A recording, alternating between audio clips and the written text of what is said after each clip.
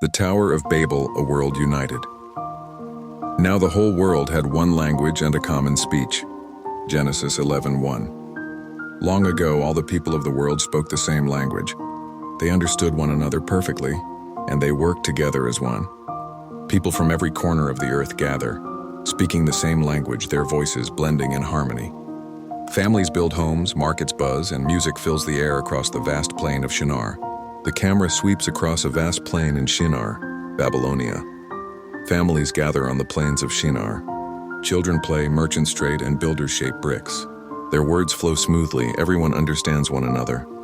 Peaceful, hopeful, filled with unity, the ambitious plan.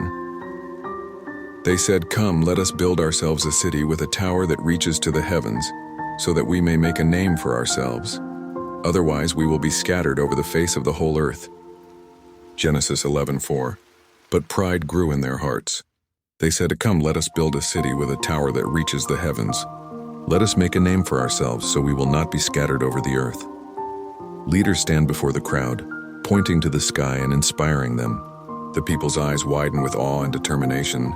Workers mold bricks from clay. Ovens blaze and scaffolds rise as they begin to construct a massive tower. The tower begins to pierce the clouds. The music swells with energy, both inspiring and slightly ominous. Grand and inspiring, but with undertones of pride and danger. Heaven responds, "But the Lord came down to see the city and the tower the people were building." The Lord said, "If as one people speaking the same language they have begun to do this, then nothing they plan will be impossible for them. Come, let us go down and confuse their language so they will not understand each other."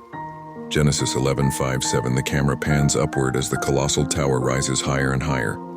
Workers cheer, children watch in amazement, and the city bustles with excitement. The top of the tower disappears into the clouds. Brick by brick, the people's tower stretched toward the sky. Their power grew, but so did their pride. The scene shifts to the heavens. The Lord in glory and majesty looks down at the tower. A deep holy light descends as languages suddenly shift. On earth, workers drop bricks, shouting in confusion, each tongue different from the other. Dramatic, tense, divine intervention. God saw their pride, and in his wisdom, he confused their speech so they could no longer understand one another. The scattered nations. So the Lord scattered them from there over all the earth, and they stopped building the city. That is why it was called Babel, because there the Lord confused the language of the whole world. Genesis 11:8-9. Suddenly the city erupts in chaos. Workers shout orders, but their words twist into unfamiliar tongues. Friends argue, unable to understand one another. Bricks fall, scaffolds collapse, and the tower stands unfinished, a monument to pride. Families walk away in different directions across deserts, mountains, and rivers. The once busy city is left in silence, with the half-built tower standing as a haunting reminder.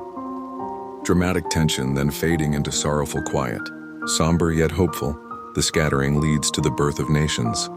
And so the Lord scattered them across the face of the earth. The tower they had begun was never completed.